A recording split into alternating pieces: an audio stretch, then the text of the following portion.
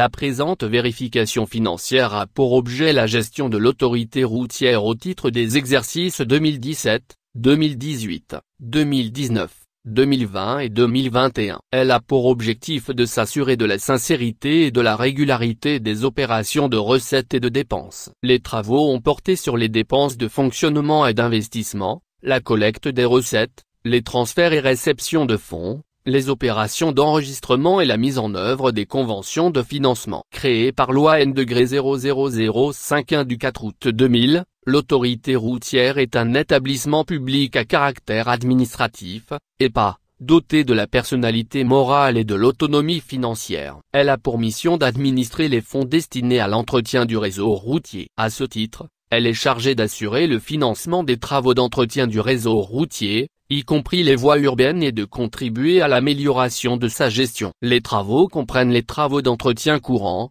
les travaux d'entretien périodique, les travaux d'amélioration de la sécurité routière, les travaux ponctuels de grosses réparations en vue du rétablissement de la circulation suite aux dégâts causés par les intempéries, les accidents ou les catastrophes naturelles et les prestations de services liées à l'entretien routier. Irrégularités administratives. Pour remédier à ces irrégularités, le vérificateur général, M. Sambal Hamdou Bébi, a recommandé au ministre chargé des Finances de respecter la mise en dépôt des fonds conformément aux dispositions législatives et à son homologue chargé des Transports d'appliquer les dispositions communautaires sur les pénalités de surcharge. Au directeur national du Trésor et de la comptabilité publique, il a dit de reverser à l'AR des recettes de pénalités de surcharge et au préfet du cercle de Yanfolila de veiller à la fonctionnalité du comité de gestion et du droit de traversée du bac. Quant à la directrice générale de l'autorité routière, elle doit mettre à jour et faire valider le manuel de procédure administrative et financière,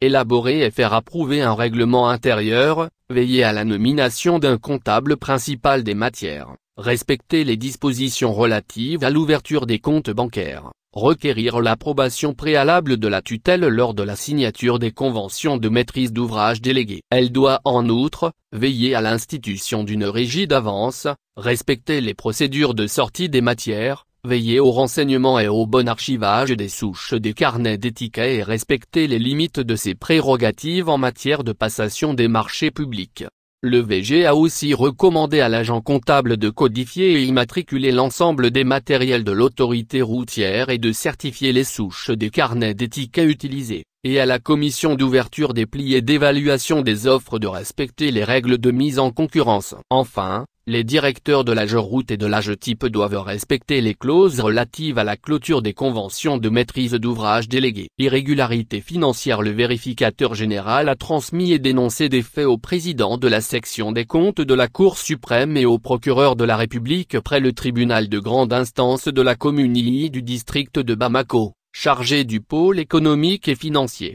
relativement au paiement indu du carburant aux membres du conseil d'administration pour un montant de 24 634 900 FCFA, au paiement d'indemnités indues aux délégués du contrôle financier auprès de l'autorité routière pour un montant de 10 650 000 FCFA, à la non-comptabilisation des recettes des postes de péage pour un montant de 37 391 900 FCFA, au non-recouvrement des recettes issues des pénalités de surcharge pour un montant de 151 372 620 FCFA, au non-reversement par l'AGEROUTE à l'autorité routière du reliquat après la clôture du programme 11e fait pour un montant de 288 465 618 FCFA, au paiement des travaux non exécutés et fournitures non livrées pour un montant de 128 165 680 FCFA, à la non-retenue des pénalités de retard sur le marché d'entretien des bacs pour un montant de 14 956 725 FCFA, au non-reversement des recettes issues de la délivrance des cartes de riverains pour un montant de 123 000 FCFA, au paiement des dépenses inéligibles sur le fonds d'entretien routier pour un montant